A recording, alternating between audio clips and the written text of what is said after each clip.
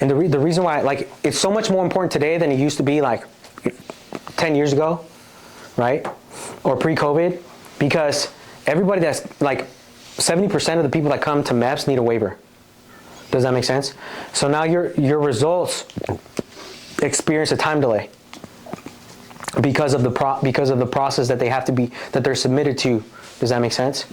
So you have to be a lot more focused in your ability to prospect. You know what I mean?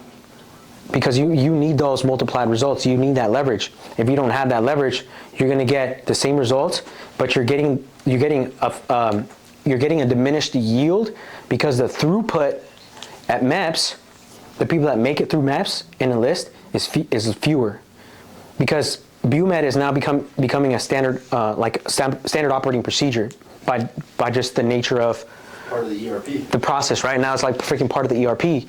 So you have to leverage your time. And I would encourage you to define, right, like literally sit down and decide, okay, what are the characteristics of the people that I want to put in the Marine Corps? You know what I mean? And then go out there and go to the places where those people are, you know? Because if you're just like, man, I just need a bone, bro, I need a bone. You know, you're gonna anything, right? Like anything that walks past you. Hey, you want to be a Marine? You know what I mean? And it's like, so now we become like, now instead of prospectors, we become beggars. See what I'm saying? Now we're not prospecting. Now really we're just begging. You know, we're like, we got a little cup, like, let me get some time and attention so I could put a tick mark on my interviews today, so I can have an appointment for tomorrow. See what I'm saying? So really, the problem isn't, like, you're not the problem. Does that make sense? Like, you have the capability to be really successful. Right now, you just don't have, I feel like it's not that you don't have it, you just haven't identified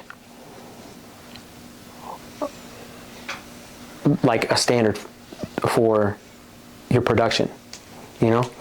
And if you don't identify it, then somebody else will identify it for you. And that's going to piss you off even more, because now you got to put whoever, you know what I mean? The boss tells you to put in, because you don't have a choice. See what I'm saying? So when you don't make a decision, then by default, you're being governed by someone else, you know? And that's one of the things that we hate out here, right? Because it's supposed to be an independent duty, but then we complain about being micromanaged, right? But it's because we can't govern ourselves, you know? And so we have to stop, by the way, we have to stop choosing, and we have to start making decisions about ourselves and our lives and our success before we can even help anybody else with theirs. See what I'm saying? So that's the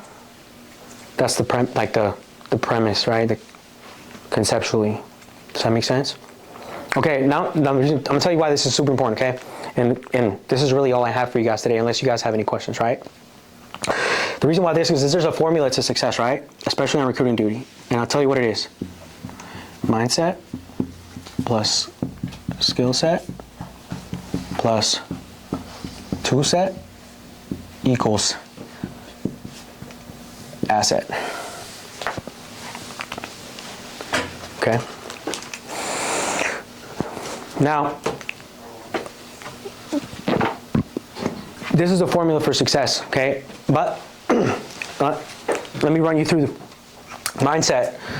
That's like I'll say that's the thought processes in your head.